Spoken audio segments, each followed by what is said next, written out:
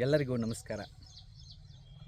Pilot ಆಗುವ ಕನಸು ಕಂಡಂತಹ ಈ ವ್ಯಕ್ತಿ ಪೈಲಟ್ ಆಗುವ ಕನಸು ಕೈಗೂಡದೇ ಇದ್ದಾಗ ಕೈಕಟ್ಟಿ ಕುಳಿತುಕೊಳ್ಳದೆ ಧೈರ್ಯದಿಂದ ಮುನ್ನುಗ್ಗಿ ಅದೇನಾಗುತ್ತೋ ಆಗಲಿ, ನನ್ನ ಬದುಕು ಸಾಧನೆಯ ಸಾರ್ಥಕವಾದ ಬದುಕು ಆಗಲೇಬೇಕು ಅಂತ ನಿರ್ಧಾರ ಮಾಡಿ ಅದಕ್ಕಾಗಿ ಹಗಲು ರಾತ್ರಿ ಎನ್ನದೇ ಕಷ್ಟಪಟ್ಟು ಶ್ರಮ ವಹಿಸಿ ಓದಿಕೊಂಡು ಜಗತ್ತು ಕಂಡ ಅತ್ಯಂತ ಶ್ರೇಷ್ಠ ವಿಜ್ಞಾನಿಗಳಲ್ಲಿ ಒಬ್ಬರಾಗಿ, ಭಾರತದ ಕ್ಷಿಪಣಿ ಮನುಷ್ಯರಾಗಿ, ಭಾರತದ ಅತ್ಯಂತ ಶ್ರೇಷ್ಠ ರಾಷ್ಟ್ರಪತಿಗಳಲ್ಲಿ ಒಬ್ಬರಾಗಿ, ಇವತ್ತಿಗೂ ಜನಮಾನಸದಲ್ಲಿ ಅಳಿಯದೇ ಉಳಿದಿರತಕ್ಕಂತಹ ಡಾಕ್ಟರ್ APJ ಅಬ್ದುಲ್ ಕಲಾಂಜಿಯವರ ಆ ಬದುಕು, ಆ ಪರಿಶ್ರಮ ನಮ್ಮ ಈ ಬದುಕಿಗೆ ಸ್ಫೂರ್ತಿಯಾಗಬೇಕು, ನಮ್ಮ ಈ ಬದುಕಿಗೆ ದಾರಿದೀಪವಾಗಬೇಕು.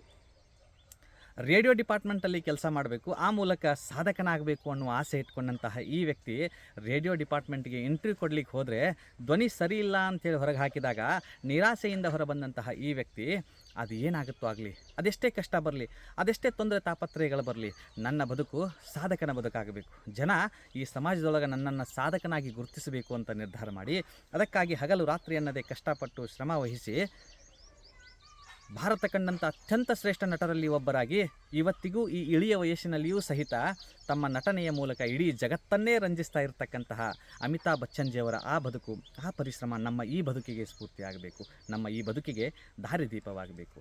ಫುಟ್ಬಾಲ್ ಆಟಗಾರ್ತಿ ಆಗಬೇಕು, ಆ ಮೂಲಕ ಅಂತಾರಾಷ್ಟ್ರೀಯ ಮಟ್ಟದಲ್ಲಿ ಭಾರತವನ್ನು ಪ್ರತಿನಿಧಿಸಬೇಕು, ಇಡೀ ಭಾರತದ ಚಿತ್ತನ್ನು ತನ್ನತ್ತ ಹರಿಸಿಕೊಳ್ಳಬೇಕು ಅನ್ನುವ ಕನಸನ್ನು ಕಟ್ಟಿಕೊಂಡಂತಹ ಈ ಬಾಲಕಿ ಟ್ರೈನಲ್ಲಿ ಜರ್ನಿ ಮಾಡುವಾಗ ದುರುಳರ ದುಷ್ಕೃತ್ಯಕ್ಕೆ ಒಳಗಾಗಿ ಮಧ್ಯರಾತ್ರಿಯಲ್ಲಿಯೇ ಟ್ರೈನಿಂದ ಹೊರದಬ್ಬಲ್ಪಡ್ತಾಳೆ.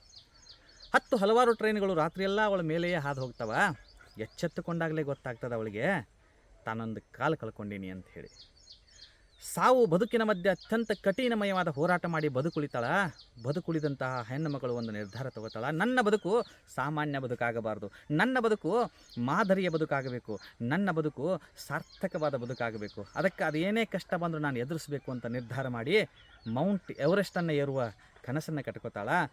ಕೃತಕವಾದ ಕಾಲನ್ನು ಜೋಡಿಸಿಕೊಂಡು ಮೌಂಟ್ ಎವರೆಸ್ಟ್ ಏರುವುದನ್ನು ಪ್ರಾಕ್ಟೀಸ್ ಮಾಡ್ತಾಳೆ, ಟ್ರೈನಿಂಗ್ ತಗೋತಾಳೆ.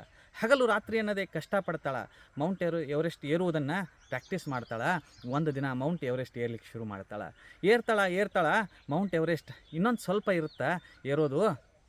ಯಾವ ಕೃತಕವಾದ ಕಾಲನ್ನು ಜೋಡಿಸಿಕೊಂಡು ಮೌಂಟ್ ಎವರೆಸ್ಟನ್ನು ಏರ್ತಾ ಇರ್ತಾಳಲ್ಲ, ಆ ಕಾಲು ಕೊರೆದು ರಕ್ತ ಬರಲಿಕ್ಕೆ ಶುರು ಮಾಡ್ತದೆ, ಸಿಕ್ಕಾಪಟ್ಟಿ ನೋಯ್ಲಿಕ್ಕೆ ಶುರು ಆಗ್ತದೆ. ಹೆಜ್ಜೆ ಇಟ್ಟಲ್ಲೆಲ್ಲ ರಕ್ತದ ಹನಿಗಳು ಬೀಳಲಿಕ್ಕೆ ಶುರು ಆಗ್ತವೆ. ಒಂದು ಕ್ಷಣ ಇನ್ನು ಆಗಲ್ಲಪ್ಪ ಅಂತ ಅನ್ಕೊಂಡ್ಬಿಟ್ಟಿದ್ಲು ಅಂತಂದ್ರೆ ಅವಳು ಮೌಂಟ್ ಎವರೆಸ್ಟ್ ಏರ್ತಾನೆ ಇರಲಿಲ್ಲ. ಒಂದು ಕ್ಷಣ ಇದು ಸಾಧ್ಯ ಇಲ್ಲ ಅಂತ ಅನ್ಕೊಂಡ್ಬಿಟ್ಟಿದ್ಲು ಅಂತಂದ್ರೆ ಅವಳು ಸಾಧಕಳಾಗಿ ಸಮಾಜದಾಗ ಗುರ್ತಿಸ್ತಾನೆ ಇರ್ತಿರಲಿಲ್ಲ. ಆದ್ರೆ ಅದು ಎಷ್ಟು ಕಷ್ಟ ಬರುತ್ತೋ ಬರಲಿ, ನಾನು ಮೌಂಟ್ ಎವರೆಸ್ಟನ್ನು ಏರಲೇಬೇಕು, ಸತ್ರು ಸರಿಯೇ ಮೌಂಟ್ ಎವರೆಸ್ಟ್ ಏರೇ ನಾನು ಸಾಧನೆಯ ಬದುಕನ್ನು ಸಾಗಿಸಬೇಕು ಅಂತ ನಿರ್ಧಾರ ಮಾಡ್ತಾಳೆ.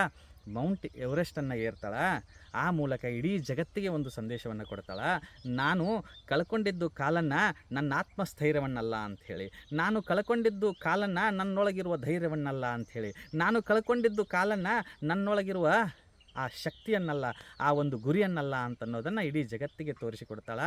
ಮೌಂಟ್ ಎವರೆಸ್ಟ್ ಏರಿರುವ ಜಗತ್ತಿನ ಪ್ರಪ್ರಥಮ ಅಂಗವಿಕಲ ಮಹಿಳೆ ಆಗ್ತಾಳೆ. ಅವಳ ಹೆಸರು ಅರುಣಿಮಾ ಸಿನ್ಹಾ ಅಂಥೇಳಿ. ಅವಳ ಆ ಬದುಕು, ಆ ಪರಿಶ್ರಮ ನಮ್ಮ ಈ ಬದುಕಿಗೆ ಸ್ಫೂರ್ತಿಯಾಗಬೇಕು, ನಮ್ಮ ಈ ಬದುಕಿಗೆ ದಾರಿದೀಪವಾಗಬೇಕು. ಬನ್ನಿ ನಾವೆಲ್ಲರೂ ಪ್ರಯತ್ನವಾದಿಗಳಾಗೋಣ, ಪ್ರಯತ್ನಶೀಲರಾಗೋಣ, ಜಯಶಾಲಿಗಳಾಗೋಣ. ಜೈ ಹಿಂದ್, ಜೈ ಕರ್ನಾಟಕ.